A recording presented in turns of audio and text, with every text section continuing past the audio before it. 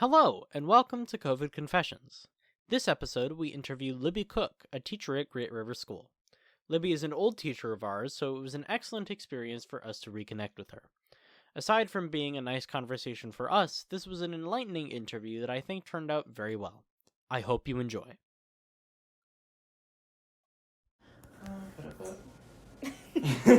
All right. Well, we are here with Libby. Hi, Libby. Libby, if you could give your name, pronouns, and relation to the school system. My name is Libby Cook. I use she, her pronouns, and I am a teacher. I've been a language arts teacher this is my 7th year now, and I previously taught at Upper Mississippi Academy, and now I teach at a different charter school called Great River. Yeah, that's awesome. How long? You said 7 years. You've been just teaching language arts this whole time? Yeah. Wow. It's been language arts. I mean, I'll do humanities that 1 year. The distance learning year, I also did. I was a capstone teacher, and I did service learning. Oh wow. So I've done bits and pieces around. Have done extracurriculars such as theater and some memories there, but just teaching language arts. Yeah. Wow, that's awesome. Prior to COVID, how did it feel like working at school and just like, because you were at UMA before, but how did that feel?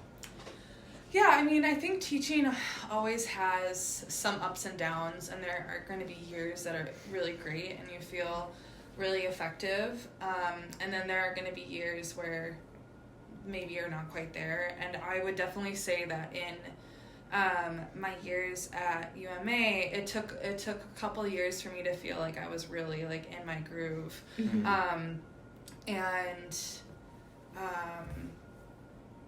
being able to make those connections with kids and being able to feel like I knew my curriculum and I was teaching well, and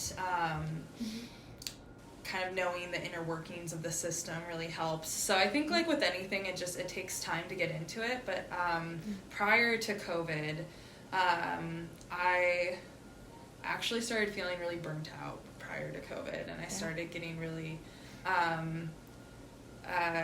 questioning whether I even wanted to continue teaching. And that was just more because of my own personal like life situation that was happening outside. I think oftentimes we think of like your growth like within maybe your profession as just like its own isolated thing, when in reality like there was so much going on in my life that year that COVID happened, that like I was starting to finally get back into that groove and not feel burnt out. Like right around the time that March 2020 happened, I was starting to feel more normal and like, okay, I'm actually really enjoying this. So How did that March affect you? Like just going straight into the pandemic. I mean, there's really no way around it. Yeah. I was teaching 7th and 8th grade language arts at the time frame.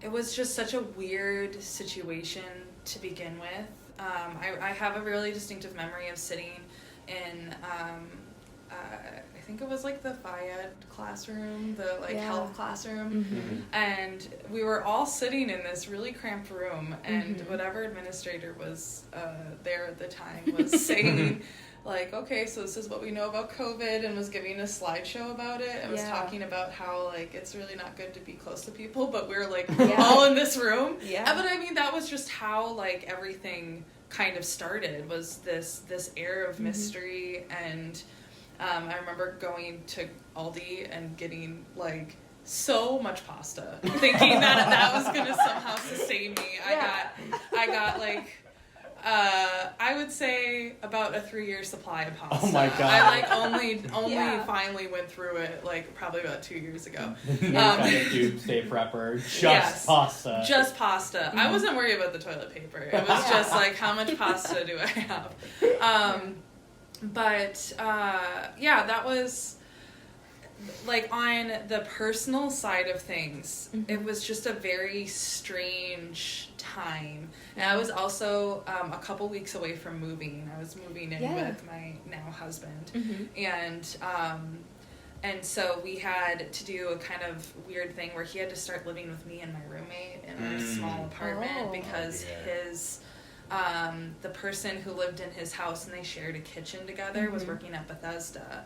And was kind of a little nonchalant, like too nonchalant about how he was gonna wash his scrubs at home in their house, and like he wasn't the most clean person to begin with, and so we kind of had to like emergency move my husband out of his apartment. So it just like it got to be kind of it just was such a different situation at home and then at work, and I remember just all of a sudden all of these resources kind of coming out, and you guys you know went into like the weird 3-week spring break or whatever it was, and it was like all of these preparations were happening to like prepare to move digital, and for me that wasn't that challenging.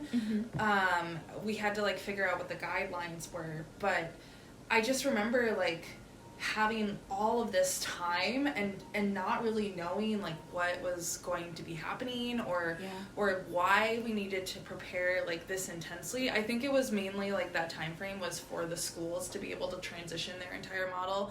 But like for me as a teacher, I didn't feel like I needed like 3 weeks. I spent a lot of it kind of like just, I mean, really trying to figure out exactly how I wanted to make it. But I didn't need all of that time. So it was a very strange period of just like unknown and a lot of concern about my students and what was happening. I mean, there's always an awareness that for students when they go on these longer breaks, not all students are going on vacations or even going to homes where they feel secure or where they have food.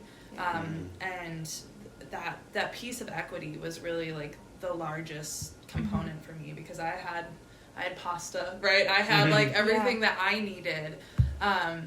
But what we really don't think of is how the school system supplies so much more than just education to kids growing up. Absolutely. And I think that's really one of the like layers that COVID exposed was this idea that, you know, there's so much more being provided at school than just how did you think of this book? You know? Yeah, definitely. Absolutely. How did the school kind of initially react to COVID? I mean, I think that our school did like a pretty decent, like we were on the times. I knew that there were some other schools that were trying to like push that further off and just kind of see how things went, but I think UMA did a good job of like taking the precautions really seriously, and we transitioned about the same time. I do remember like the weeks beforehand, I remember talking with Sam about this and him. I have a really vivid memory of him saying, you know, people, this was at the time when we were thinking it was just impacting like the elderly, and it was like people are gonna lose their grandparents, and that's not an easy thing. And I remember that very distinctly because I ended up losing my grandpa that year to COVID. And so there was this weird sort of like suspense or like suspension of like, what's happening? You know, like what are we going to be doing about this for like a couple of weeks? And there was one student that every single day she wanted a hug from me. And I was one of the only teachers that would give her a hug. And every single day I gave her a hug. And then the Friday before we left, I was like, I actually don't think we should hug anymore because of this. And kind of broke my heart, kind of broke her heart in that moment. But I think the response and everything, it was all within appropriate time frame. Definitely gave us enough to prepare. It felt like we had a lot of resources that were being thrown at us, almost like too many resources to begin with, an overwhelming amount of resources. But that was also just all of these businesses coming out of the woodworks to be like, here's Zoom, like you guys can use this for free, and like and unlimited hours, and here's like all these different resources, and we had all these UMA bought like all these paid teacher credits for us to be able to like purchase lesson plans, and so they weren't expecting us to have to like completely come up with all this electronic stuff on our own. And like I said, for language arts that was a pretty easy transition to go online, but I know for people like with math and science, like it's, and I mean I think of like Mickey with art and like sending soap bars home for kids to be able to do little soap sculptures. There was a lot of support and a lot of room for us to be creative in how we were, you know, providing at least the educational side of things to students. Yeah, absolutely. Or I guess, how did you feel about working online? Like, as time kind of went on, was working online like a really draining experience for you, or did you enjoy it? Yeah, I mean, it's not teaching in the form that I love. Like the thing that I think has always drawn me to teaching is the building relationships and the ability to really kind of connect with the person and then figure out how we can get them that knowledge and how that's going to be accessible to them. And the tail end of that year was nice because at least I knew all of these students in that way where I could kind of support them. I think the most challenging part of that year was just how many students just completely dropped off the map. Especially in 7th and 8th grade. I think oftentimes educators and adults assume that the Gen Z generation is technologically literate, and I would say that's a complete falsehood. Because I had to do so many like walkthroughs where I would record my screen to show them exactly how to get to things, and there were so many like technological issues. There were so many things of just like, you're gonna put a screen in front of a 7th grader and expect them not to like wander off into different websites or playing video games or, you know, doing some component like that. It's just it was a really intense challenge to try and figure out how do you support these kids in their learning in that way. And that was the challenge of that year, was just constantly feeling like I wasn't reaching my students, and I was just putting things out into the void and sending messages, and I had like, you know, had my Google Voice and I was sending kids texts and trying to like, I drove books to kids' homes. I tried to make sure that everyone had the resources that they needed, and ultimately when they're not there in front of you, you just can't be certain that they're getting everything that they need. Right. What was the like kind of 2020 2021 school year like, with like almost the entire year being full distance learning, and like how did that feel?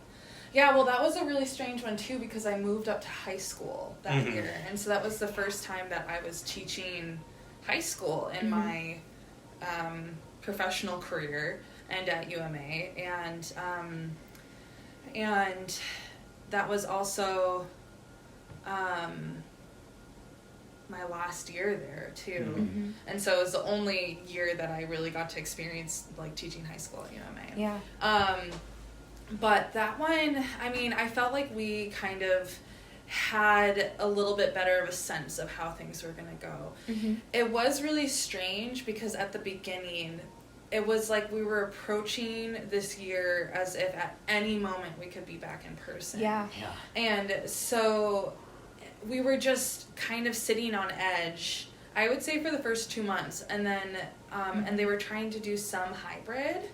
I think that's what I remember. And I didn't do hybrid. I was living in Minneapolis at the time, and so it was going to be quite a drive, and already at UMA it's hard to park, and like can be kind of expensive, and so and I don't think they were doing hybrid with high school either. They did it like towards the end of the year, right? And I did that for the like 6 weeks at the end of the year.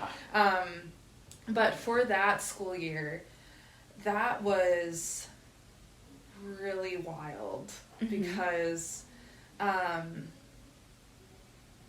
the sheer amount that I would try and plan all of these components and try and plan like the perfect lesson, and then I would be giving it to the kids and it would just be like everyone was falling short. Like I mean I remember specifically with you, Kai, like there were moments where you were just feeling so behind, and like not to like put you like on the totally spotlight, but like that was like a huge marker to me where I was like, okay, if Kai's feeling really overwhelmed at this, then that is probably a sign that I'm putting too much on the kids. But then at the same time, there's like this nagging feeling, or like this thing that's going on in the back of your head that's like, well, then they're not going to be prepared for what's coming next. I do appreciate that since then it does seem like there's just kind of this general understanding from educators of like nothing probably really happened during that school year.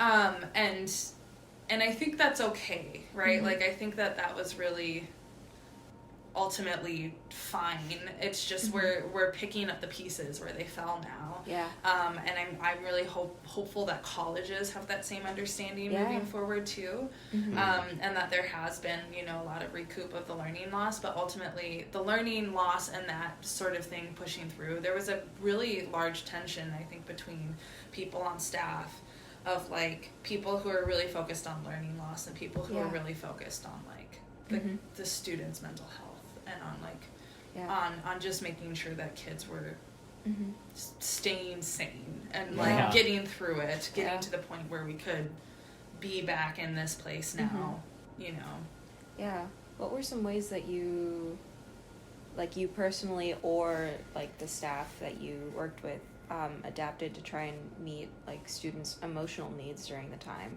Because I know we moved to like a pass-fail grading system, and I'm just wondering, like, were there other things that you guys were trying to do behind the scenes more often?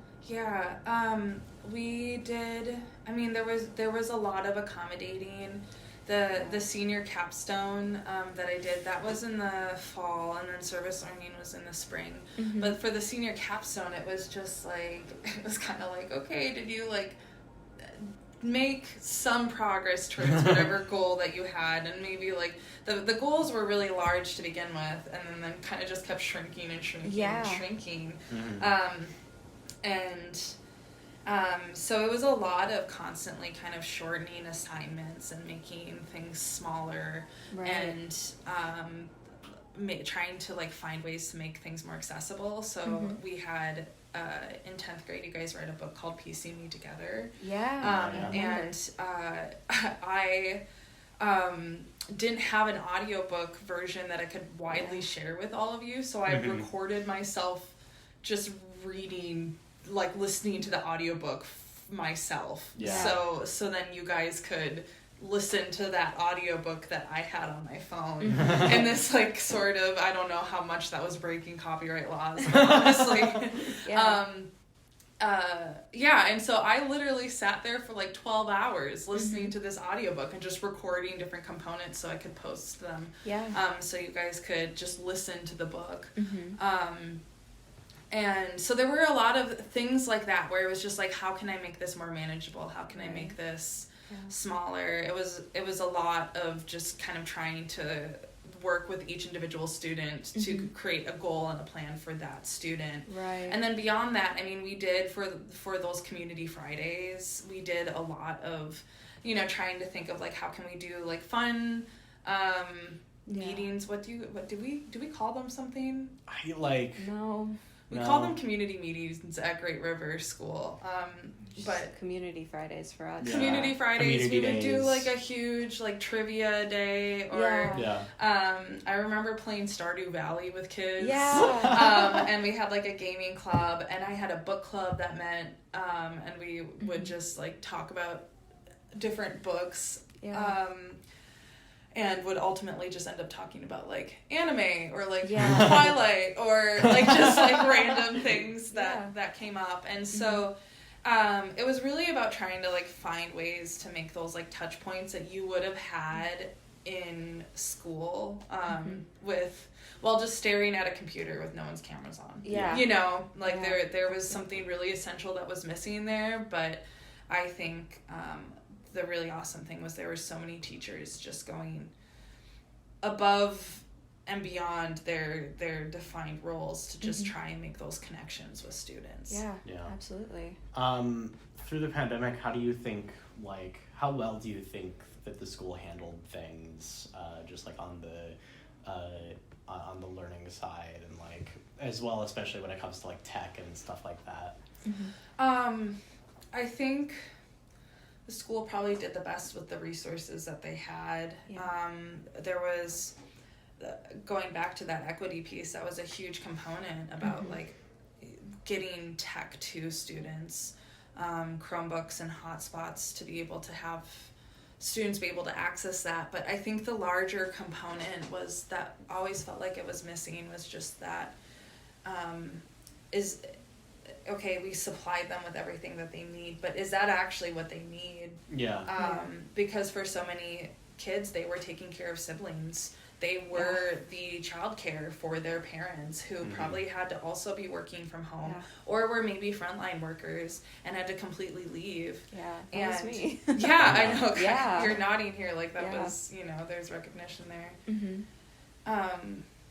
And so just knowing that those expectations, they couldn't be the same, and it's challenging because I think from like a school standpoint you can't necessarily say like, oh, this year is just let's just throw it out, like you can't say like it doesn't matter what kids turn in or don't fail anyone. Because we did have to ultimately fail some students. I hope that they were able to get that credit recovery pretty quickly, because that doesn't seem fair. Yeah. But I think that's just kind of the reoccurring theme that I think constantly happens is like schools threw a bunch of money and technology at this sort of problem, when in reality the components that really needed attention and needed to be fixed can't be fixed with like huge grants, a Chromebook, the hotspot. I think we followed up by cutting social work, and that was an awful decision. I don't know who decided that. I might have to edit this part out. But like that was a horrible decision because we had so many kids like trying to recover and no one to help them like sort through the things that they were going through. Absolutely. Yeah, that makes a lot of sense. Yeah. And there was a lot on, it was a really unfortunate cluster of things, because there was a lot of things that was happening on the side of the school and on the side of like administration. Yeah, no, it's totally okay. But there were a lot of things that were happening that meant that, there was that large group of teachers that left at the end of that year. Yeah. With them were the 2 social workers. One of them, Jocelyn, who I still see regularly. And so, you gotta keep your UMA friends close. But, that was, I think the challenging thing is just that I don't know if teachers were really that well supported in that year. Yeah. I think we were focusing a lot on the students, but not on the teachers. Are there ways that you think the school could have supported teachers better, or was it just like a matter of like circumstance, like just there weren't like enough times? There are certainly ways that we could have been supported better. There was a really weird tension between teachers that were going in for hybrid and teachers that were staying home for whatever reason. there was this sort of division that like the teachers that were staying home were somehow lazy or like not doing their job.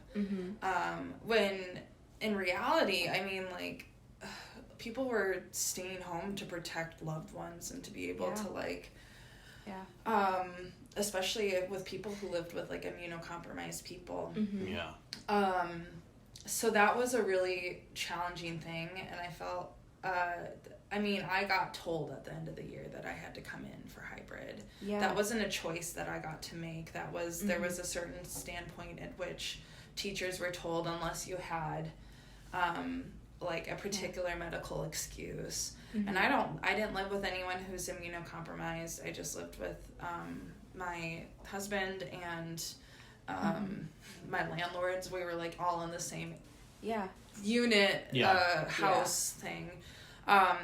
But I didn't have anything in particular, and I have a very intense loyalty to whatever I'm doing. And so if someone tells me I need to come in, even if I'm like, I really don't want to, I don't feel safe doing this, I will. And so I did for those last 6 weeks, and that was chaotic because teaching hybrid is like an entirely different beast. And I constantly felt like I was constantly felt like I was not giving the attention to the students who were then online, which was a majority of students at that point. Yes, it was.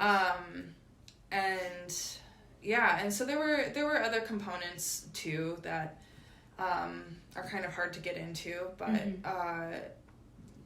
that was like one of the ones that really like stands out to me, was just how quickly we moved away from that, like, we're all in this together, not to quote High School Musical, but like how quickly we moved from that, like, and like the all the videos of people like clinking pans in New York City for the essential workers coming home from their shifts, to all of a sudden this division and this like really intense, like, well, it's time to get back or it's not. And even now, the fact that like all of these places are now getting rid of requirements to wear masks, when in reality that's just something I think we should be doing, like, as a whole. I was really hoping that we would move out of the situation with this thing of like, you're sick, you wear a mask, maybe we just wear masks in public places.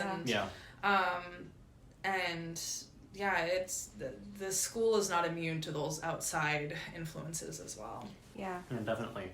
How did like moving to Great River feel? Like, was it weird coming to a school for the first time that was just shaking off the pandemic? That was a really unique situation. In general, my last day of UMA, I packed everything into my car and drove straight to Great River, and unloaded stuff into my classroom, which was just a storage room to begin with. It used to be, it was a storage room, it was a bike shop, it was the front office at one point. So it's like, it's this really weird room that everyone loves to come in and tell me, this used to be the bike shop, and I'm like, oh my gosh, I've never heard that, thank you. Or people will be like, my office was right here. And I joined this like really interesting school that like has this really intense community and this like and really set structures on how you do things, and does school trips, like these huge school trips, overnight trips, and I was just kind of thrown into it, and it was really wild to kind of try and get used to that. Luckily, my school, I felt really comfortable with like their masking policies, and we masked for basically all of last year, and only started kind of taking off masks towards the end, and even then I really I kept my mask on all year.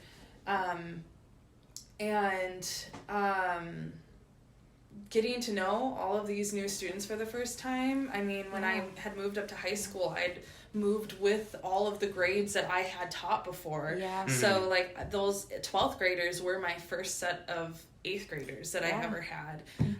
And I knew everyone, and then all of a sudden I was just like this entirely new person. and had to kind of figure out this whole new school system on top of teaching in a mask. I would lose my voice like every other week because I just like would have to talk so loudly through my mask and over the filters that we had in my classroom, and constantly dealing with like quarantining and kids being out. But I felt like that year was just, it was kind of like getting back to normal and trying to get into it. The group of 9th graders that I had last year were really impacted by COVID and had like just not consistent schooling at some really essential times. And it wasn't their content knowledge that was the challenge. It was their social abilities and their maturity and their like, you know, ability to talk with each other and not to like get in fights. And we didn't have a lot of fights. There aren't a lot of that at Great River. We've had our experience. At UMA, our middle school is, there's in a word, fight every week. feral. Because they have like really lacked a lot of the like social growing stuff at a really like important time. And that was the challenge with my 9th graders last year. Now the rest of my kids are Montessori trained, which I don't know. If you've ever seen a Montessori child, that explains a lot about you guys. I can see that. Montessori kids are an entirely different breed. They are, I mean, I can't even totally explain what goes on, but they are very, very responsible by the time they get to 7th and 8th grade in a lot of different capacities. And that's kind of what I'm seeing more of this year. And luckily I was able to just very quickly bond with students and establish community, and I feel really comfortable being there, and really love all of these like additional things that we do. Like there's a bike trip coming up. I'm not gonna be on that one this year, but last year I biked 100 miles with students, and we tented along the way, and that's what they do every year. And in the fall we take kids to a farm, and they learn all about farming and farm work, and I'm doing a 1-act play at the end of this year. That's like the so last week of school. We're going to put on a whole play in 1 week.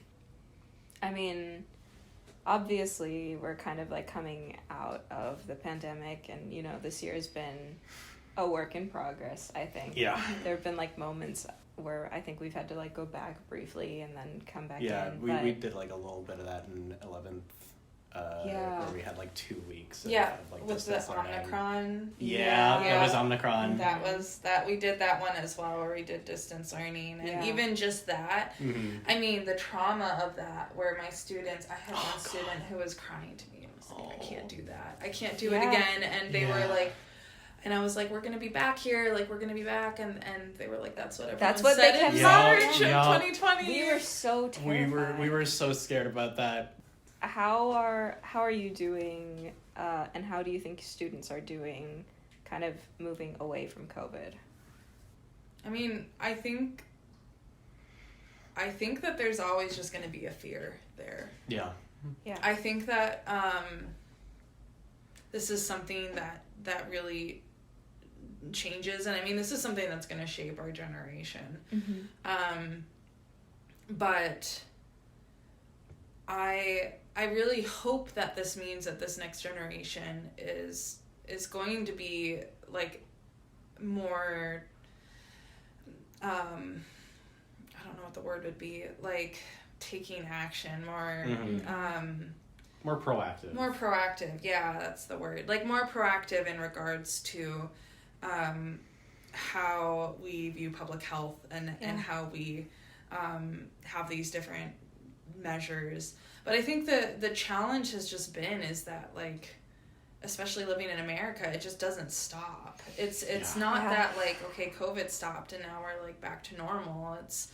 It's like COVID stopped, and then there was a gunman on the loose in Roseville, and we had to go into lockdown at my school, and I had students sobbing, and like all of these things keep bringing up different stuff, and with all of the trans rights issues that are happening, with all of the like constant like murdering, like police murdering Black people, and all of these like stuff like restrictions on women's health care. It's it just keeps like the hits keep coming, and I think the students really feel it. And I mean, I just had a conversation with one of my students yesterday, and I'm trying to like find 1 ounce of motivation in this student. And I'm trying to ask in like a way that's not overwhelming, like, what do you want out of your future? And I think the challenge is that a lot of students don't feel like they have a solid understanding of the future. Like, I felt like when I was in college, like, I at least knew that I had like time to do like these components, but we're still fighting the same things that we were pre-pandemic, and that sense of unity is not there anymore. If anything, it feels like there's sometimes more division. And so I think like it's all coming to a head. I hope it's all coming to a head, and that we're like reaching this point in which like some serious change is going to be made because the people demand it. I don't know if that's all because like this is also way more apparent to me because I had a lot of experiences and opportunities to reflect in 2020 that I maybe hadn't had, or just that I had neglected before that point. And I think a lot of people did too. And I think it just gave kids way more time to stop and think about what's going on around them and to really absorb that. So I don't think that we're necessarily in a better place. I don't think we're in a worse place. We're just like it's the same spot. We're just been on a treadmill. Like we're not moving forward. We're not gaining traction. So it's just been strange. It's a really weird time to be an educator, and it also feels like that whole system is going to collapse at some point. I keep on waiting until like there's either going to be a time where like all the teachers collectively like reach out and like determine their demands.